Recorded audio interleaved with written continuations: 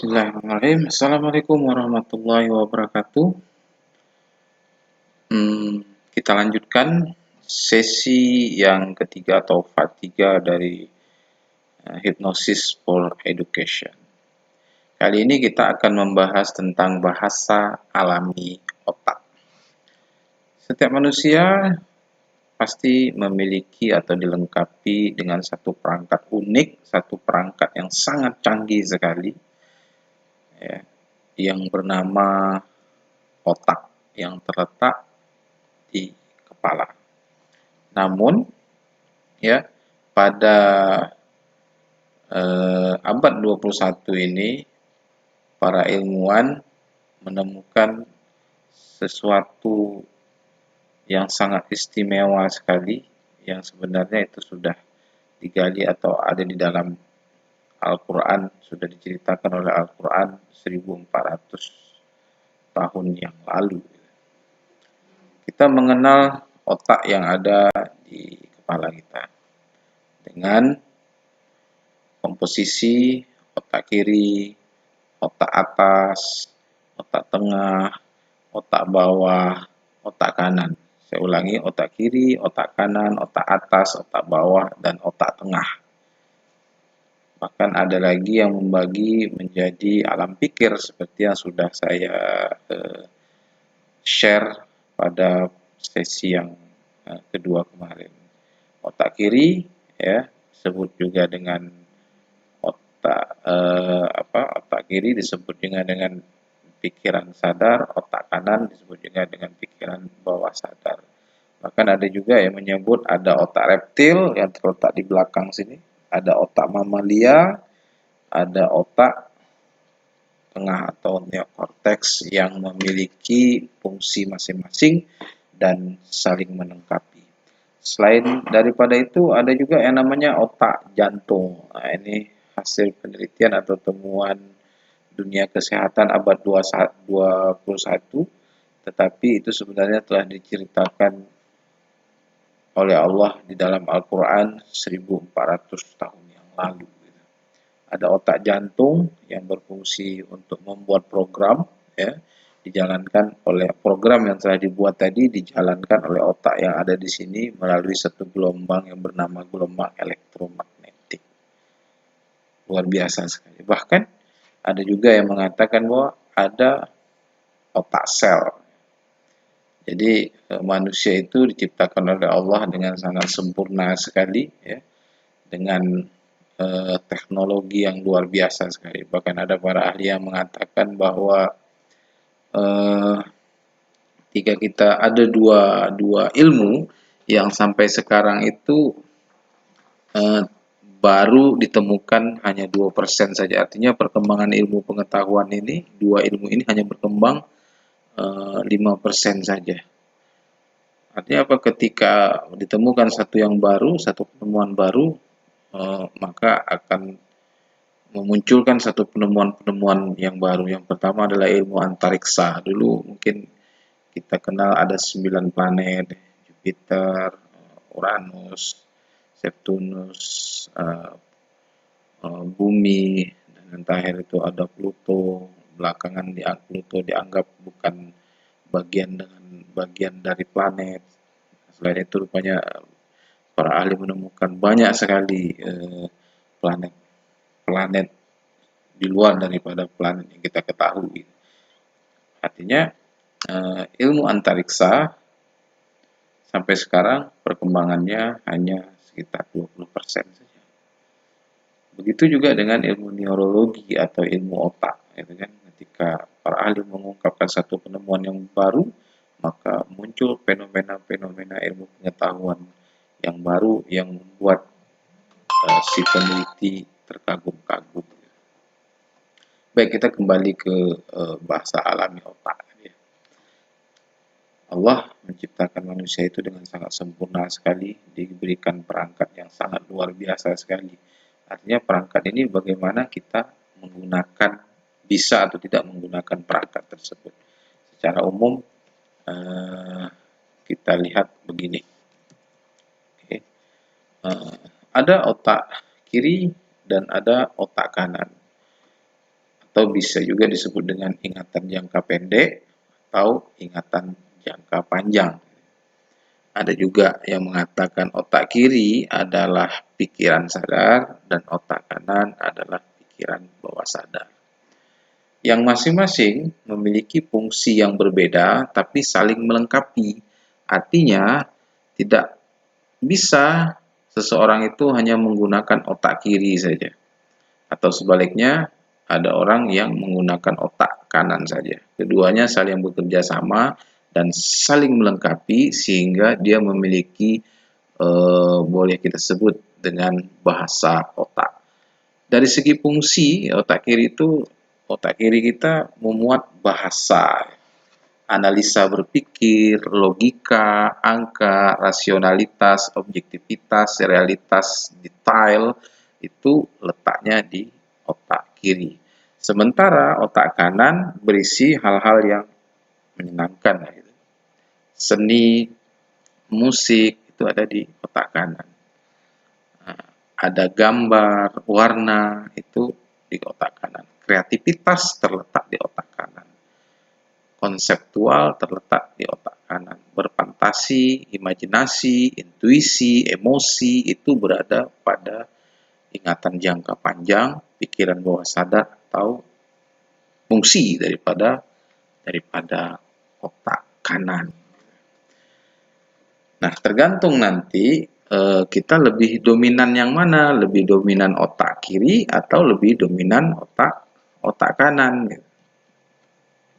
Oke, bagaimana bahasa alami otak? Saya ambil contoh seperti ini. Contoh yang pertama, saya dalam seminar saya melakukan tes semacam ini. Ya, silakan Anda tutup mata Anda selama 10 atau 15 detik.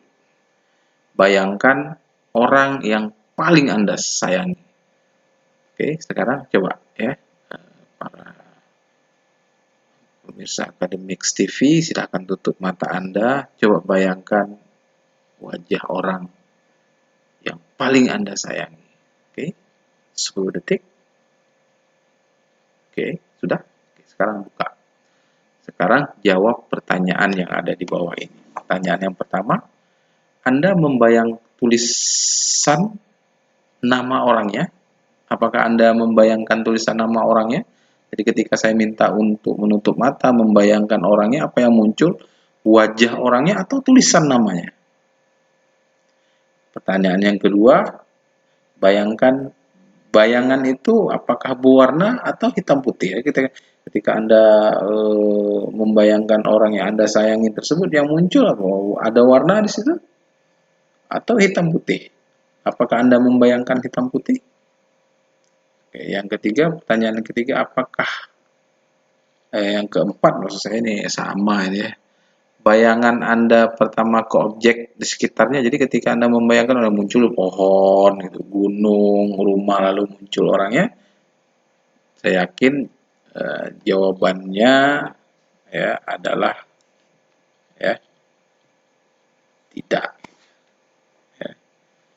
Jadi jelas bahwa semua bahasa informasi adalah gambar, bukan tulisan. Ya. Dengan kata lain, bahasa alami otak kita adalah visual. Jadi bahasa alami otak kita adalah visual. Oke, kita next ya ke slide berikutnya. Nah, bagaimana kita menggunakan otak untuk belajar? Belahan otak mana yang Anda gunakan saat menonton film? Oke, di slide yang sebelumnya tadi, ada dalam film ada apa? Ada suara, ada gambar, ada warna. Anda bisa berimajinasi saat nonton film. Berarti yang Anda gunakan saat belajar, yang digunakan oleh siswa kita saat belajar adalah otak kanan.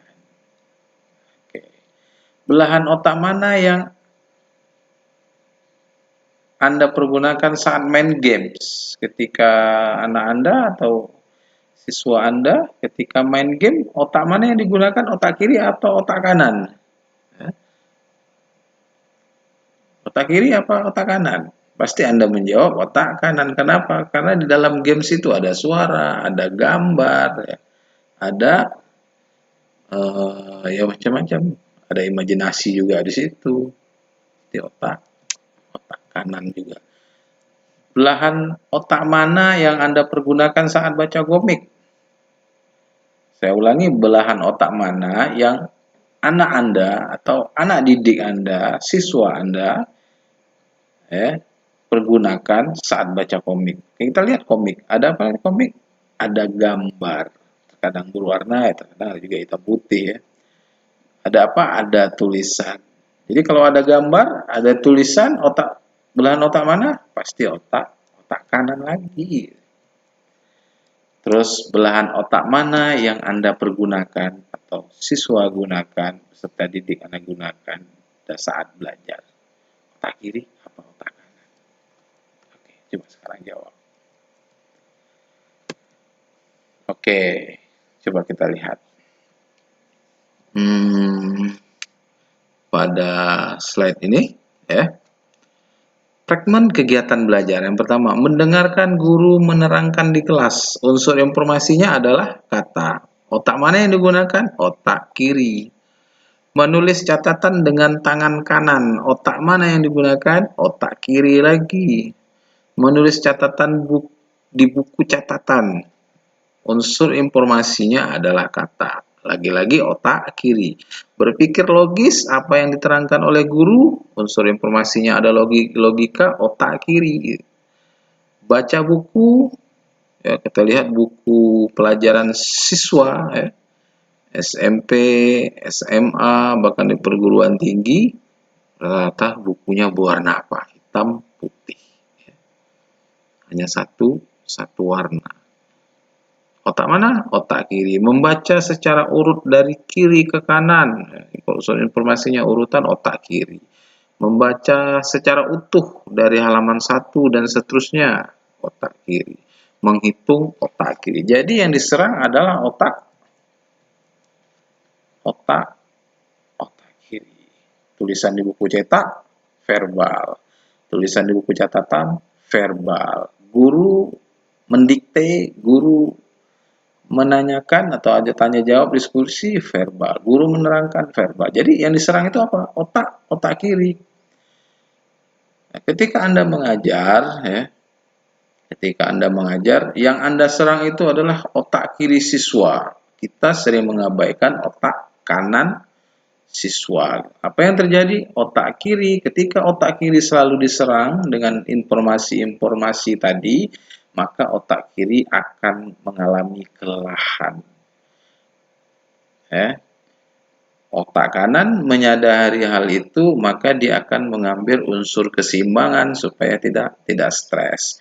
Yang muncul pada diri anak didik kita atau peserta didik kita adalah ngantuk, ribut di kelas, terus keluar masuk kelas. Kenapa hal itu terjadi? Kenapa siswa ribut di kelas? Kenapa siswa menggambar di buku catatannya? Kenapa siswa tidak mendengarkan apa yang disampaikan oleh guru? Hal itu terjadi karena yang guru, ya, selalu menyerang otak kiri siswa.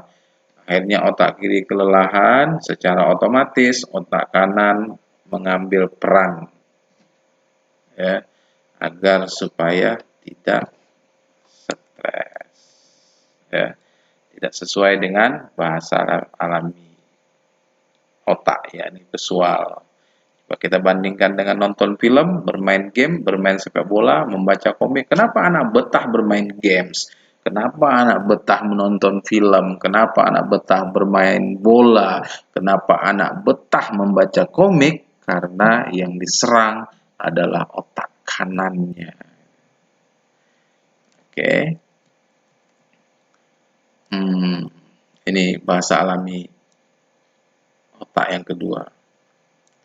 Bayangkan apa yang Anda lakukan saat libur nanti.